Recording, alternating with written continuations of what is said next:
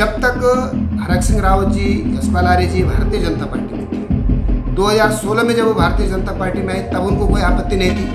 5 साल वो कैबिनेट मंत्री रहे तब उनको कोई आपत्ति नहीं थी। यशपाल आर्य जी भी जो है 5 साल तक जो है कैबिनेट मंत्री रहे, इसलिए उस समय जब वो सत्ता का सुख भोग रहे थे तब तो उनको कोई आपत्ति नहीं थी। आज वो विपक्ष में चले गए तो केवल अपनी राजनीतिक महत्वाकांक्षा की पूर्ति के लिए इस प्रकार की बातें करना। जी हां दोस्तों, कई दिनों से बात हरक सिंह रावत की हो रही है। हरक सिंह रावत काफी चर्चा में है अपने बयानों को लेकर, बीजेपी पर लगाते आरोपों को लेकर। लेकिन अब बीजेपी का हरक सिंह रावत पर करारा प्रहार देखने को मिला है। पूछा जा रहा है कि जब आप सत्ता में थे तब सब ठीक था, अब क्यों याद आ रहा है? पहली बार बीजेपी के किसी बड़े पदाधिकारी ने इस मामले पर बयान दिया और सवाल पूछा। वो बताने के लिए आया हूं दगड़ियों। नमस्कार, पहलाग, मैं पंकज रौतेला, आप देख रहे हैं उत्तराखंड न्यूज। जब सत्ता में थे तो चुप थे, अब बाहर आते ही सवाल क्यों? ये सवाल वैसे तो सभी हरक सिंह रावत से मौजूदा वक्त में पूछ रहे हैं बल, और वो अपने अंदाज में जवाब भी दे रहे हैं। लेकिन अब बीजेपी वाले ने मोर्चा खोल दिया है। इसके बारे में बताऊंगा आपको कि बीजेपी की तरफ से वो कौन बड़ा पदाधिकारी सामने आया। लेकिन दोस्तों, राजनीति में विचारधारा से ज्यादा यदि कोई चीज स्थायी दिखती है तो वो है राजनीतिक सुविधा। यह बात एक बार फिर उत्तराखंड की राजनीति में देखने को मिली है दगड़ियों, जब पूर्व मंत्री हरक सिंह रावत और यशपाल आर्य ने बीजेपी की कार्यप्रणाली और संगठनात्मक गतिविधियों को लेकर बयानबाजी शुरू की, कुछ इस अंदाज में। चलो मैं कह रहा हूं, मेरे मैथमेटिक्स में जोड़ घटाने में कुछ गलती हो गई हो, और कानून ने 27 करोड़ तो कहा ना, वो ये भी तो कह रहे हैं कि टेबल के ऊपर से लिया गया। मैंने कब कहा था? आप मेरा बयान देख लो। मैंने भी तो यह कहा था चेक से लिया गया। एक चेक बाउंस हो गया तो नरेश बंसल का मुझे फोन आया कि भाई तुम्हारा चेक बाउंस हो गया, तो फिर मैंने उस पार्टी को फोन करा कि भाई पैसा डालो, बाउंस क्यों करा रहे चेक। लेकिन मैं ये कह रहा हूं, चेक की लिस्ट जारी कर देना, दूध का दूध पानी पानी हो जाएगा। इतने बड़े रामनगर के लोग समझ जाएंगे कि हमारे रामनगर में किसी गरीब की लड़की की शादी में तो कोई 1 रुपये नहीं दे रहा है, कोई मंदिर के निर्माण में 1 रुपये नहीं दे रहा है। भाजपा के भव्य भवन के लिए, भाजपा की एफटी बनाने के लिए कौन दानदाता है? रुद्रपुर में कौन दानदाता? हल्द्वानी में कौन है? हरिद्वार में कौन है? कोरदार में कौन है? देहरादून में कौन है? लिस्ट जारी कर दें कि किन लोगों ने चेक से भारतीय जनता पार्टी को 27 करोड़। चलो मैं अपनी तिरंगे भाई की बात पे ही आ गया। 27 करोड़ क्या? मैं तो कह रहा हूँ 27 करोड़ मुख्यमंत्री भी आपका, ये 27 करोड़ रुपया ब्याज सही तो 30 करोड़ से ऊपर हो गया होगा। या मुख्यमंत्री राज कोष में दे दे। खरानी और धराली में जो आपदा आई है उन लोगों के काम आएगा ये पैसा, उनकी सहायता में।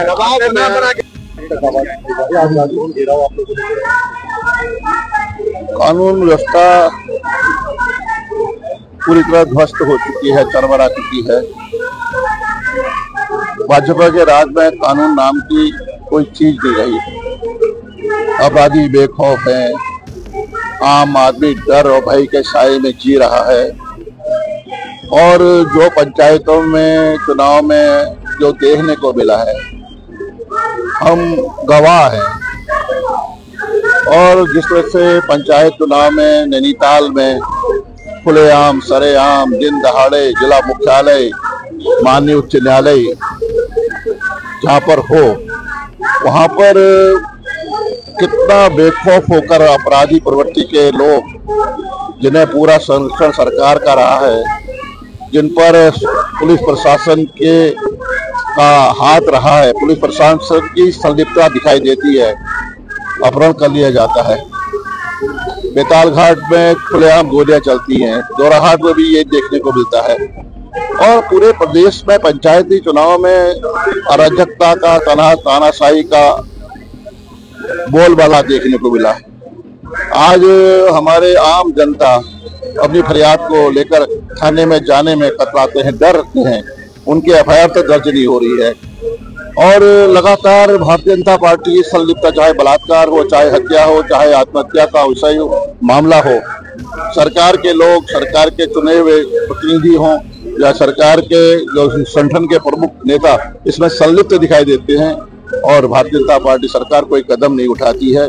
उत्तराखंड की देवभूमि को इन्होंने कलंकित करने का काम किया है, आज तक कभी ऐसा देखने को नहीं मिला, शर्मसार किया है। ये तमाम मुद्दे हैं, इन मुद्दों को लेकर और आपदा जैसा बहुत भयावह स्थिति हो गई है। आज धराली में क्या नहीं हुआ है, धराली में सब कुछ हो चुका है, मानव हानि हुई है और सब कुछ खो चुके हैं, कुछ नहीं बचा है।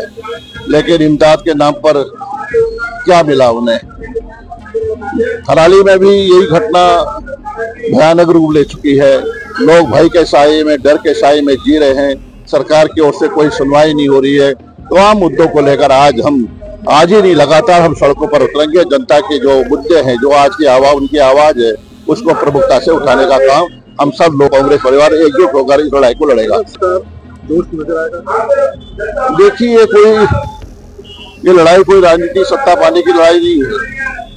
मैं साफ तौर से कहना चाहता हूँ, सत्ता पाना ही मकसद नहीं है।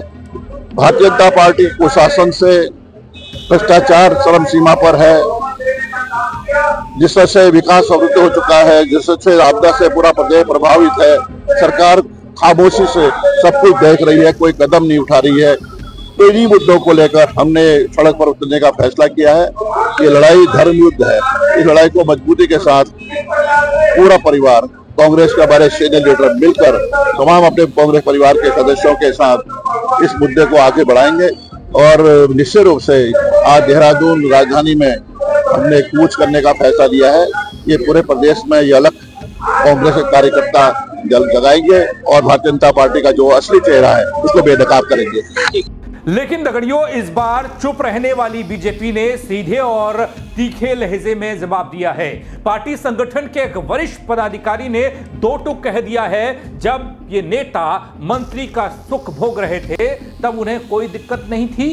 अब जब राजनीतिक जमीन खिसक रही है तो सस्ती लोकप्रियता के लिए पार्टी पर सवाल उठाए जा रहे हैं, बीजेपी पर सवाल उठाए जा रहे हैं। आप भी देखिए क्या कहा जा रहा है। आगे दिए हैं तो अब कांग्रेसी आपसे और पार्टी से ये पूछ रही है कि भाई ये पैसा की सारी जानकारी दो, कहाँ से आप लोग इकट्ठा करते हैं। देखिए, जो भी राजनीतिक दल हैं और जो सक्रिय भूमिका में है, सक्रिय स्थिति में है, उन सभी के अपने संगठन को चलाने के लिए, अपनी राजनीतिक गतिविधियों को संचालित करने के लिए सभी की अपनी अपनी व्यवस्था रहती है। जहाँ तक भारतीय जनता पार्टी का सवाल है, भारतीय जनता पार्टी देश की सबसे बड़ी राजनीतिक पार्टी है, पूरे विश्व की सबसे बड़ी राजनीतिक पार्टी है और भारतीय जनता पार्टी ने भी अपने संगठन के कोष की एक पारदर्शी व्यवस्था बनाई है, जिससे हमारे पूरे साल भर के हमारे कार्यक्रम चलते हैं, हमारे संगठन के कार्यालय चलते हैं, कार्यक्रम संपन्न होते हैं। और वो इतनी पारदर्शी व्यवस्था है, कोई आज नई व्यवस्था नहीं बनी है। जब से भारतीय जनता पार्टी स्थापित हुई है तब से हमारी व्यवस्थाएं चल रही हैं। और इसमें जो हमारे कार्यकर्ता हैं, हमारे जो शुभचिंतक हैं, पार्टी के जो सहयोगी हैं, सभी लोगों से हम सहयोग लेते हैं और वो सहयोग बिल्कुल पूरी तरह से नंबर 1 में हम धनराशि लेते हैं और पूरी पारदर्शी व्यवस्था के साथ में अपना कोष स्थापित करते हैं। उससे पार्टी कार्यक्रम चलते हैं। इसी तरह से सभी पार्टियां जितनी भी हैं उनके भी अपने अपने सिस्टम रहते हैं और अपने अपने सिस्टम के अनुसार पार्टियां चलती हैं। जब तक हरक सिंह रावत जी, यशपाल आर्य जी भारतीय जनता पार्टी में थी, देखिए हरक सिंह रावत जी का तो करियर ही भारतीय जनता पार्टी के साथ में प्रारंभ हुआ है और हरक सिंह रावत जी ने, हमने विद्यार्थी परिषद में बहुत लंबे समय तक साथ साथ काम किया है। पहली बार जब वो विधायक बने थे 1991 में, तो भारतीय जनता पार्टी के टिकट पर विधायक बने थे। उत्तर प्रदेश में आदरणीय कल्याण सिंह जी की सरकार में वो राज्य मंत्री भी भारतीय जनता पार्टी की सरकार में बने, तब तो उनको कोई आपत्ति नहीं थी। 2016 में जब वो भारतीय जनता पार्टी में आए तब उनको कोई आपत्ति नहीं थी। 5 साल वो कैबिनेट मंत्री रहे तब उनको कोई आपत्ति नहीं थी। ये केवल राजनीतिक एजेंडे प्रत्येक आदमी के अलग अलग हैं, इसलिए मैं किसी राजनीतिक एजेंडे के आधार पर कोई टिप्पणी करना ठीक नहीं है। लेकिन ये सब लोग वही हैं।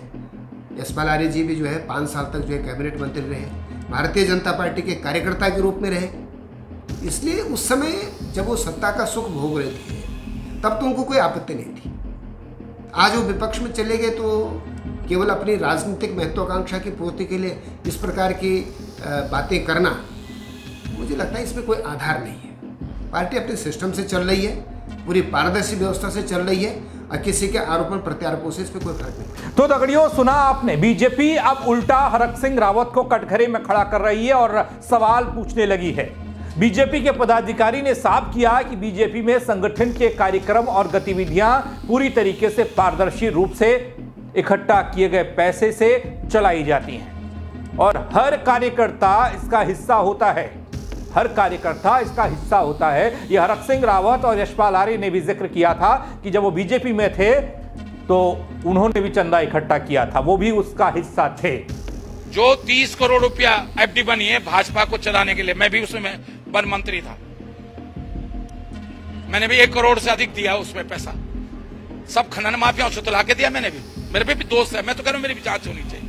मैं वन मंत्री था तो मैंने रामनगर में जाके, हल्द्वानी में जाके सब जितने खनन के ठेकेदार थे सबसे कहा 10-10 लाख के चेक लाओ, मैंने खुद कहा।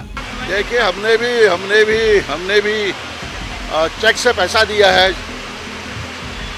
जो आजीवन सहयोग निधि है उसमें भी मैंने ही पैसा दिया है, धनराशि दी है। दोस्तों, ऐसे में पहले पार्टी के शीर्ष पदों पर रहे लोग जिनकी तस्वीरें सालों तक होर्डिंग और मंचों की शान रही, अब पार्टी पर ही कीचड़ उछालें, यह न सिर्फ दुर्भाग्यपूर्ण है बल्कि राजनीतिक अवसरवादिता का एक स्पष्ट प्रमाण दिखता है। ये बीजेपी वाले कह रहे हैं। बीजेपी ने सख्त लहजे में कांग्रेस को आईना दिखाने का काम किया है दगड़ियों। बीजेपी पदाधिकारी का कटाक्ष यह बताता है कि राजनीति में याददाश्त कमजोर नहीं होती, सुविधा अनुसार चयन होता है चीजों का, बातों का, मुद्दों का। हरक सिंह रावत और यशपाल आर्य दोनों ने बीजेपी में रहते हुए लाभ भी उठाए, जिम्मेदारियां भी निभाई, लेकिन तब उन्हें ना कोई गड़बड़ दिखाई दी, अनियमितता दिखाई दी, ना कोई पारदर्शिता की कमी आई। अब जब राजनीतिक लाभ के समीकरण बदले हैं तो बयानबाजी का नया मोर्चा खोल दिया गया है। लेकिन दगड़ियों, उत्तराखंड की जनता जानती है बल कि सत्ता से बाहर होने के बाद जिस तरह की राजनीतिक पीड़ा को बयान के रूप में परोसा जाता है उसका असली मकसद क्या होता है।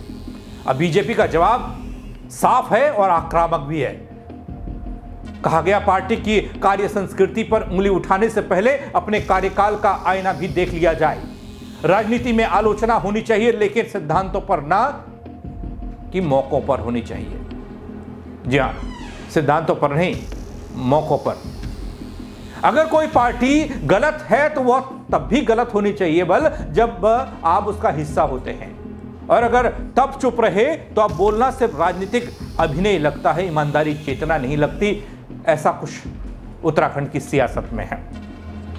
हालांकि बीजेपी वाले खुलकर अभी भी नहीं आ रहे, लेकिन पहली बार देखा गया दगड़ियों की किसी बड़े पदाधिकारी ने इस मामले पर बयान दिया। हालांकि पूर्व मुख्यमंत्री, जब ये चंदा लिया गया था, जिन्होंने ये चंदा कलेक्ट किया था वो त्रिवेंद्र सिंह रावत थे, उन्होंने इस पर बयान दिया। लेकिन पार्टी की तरफ से छोटे मोटे प्रवक्ता और इसी तरह के लोग आकर बीच बचाव करते दिखाई दिए। लेकिन अब बड़े पदाधिकारियों को बीजेपी ने मोर्चे पर लगा दिया है, ऐसा लगता है।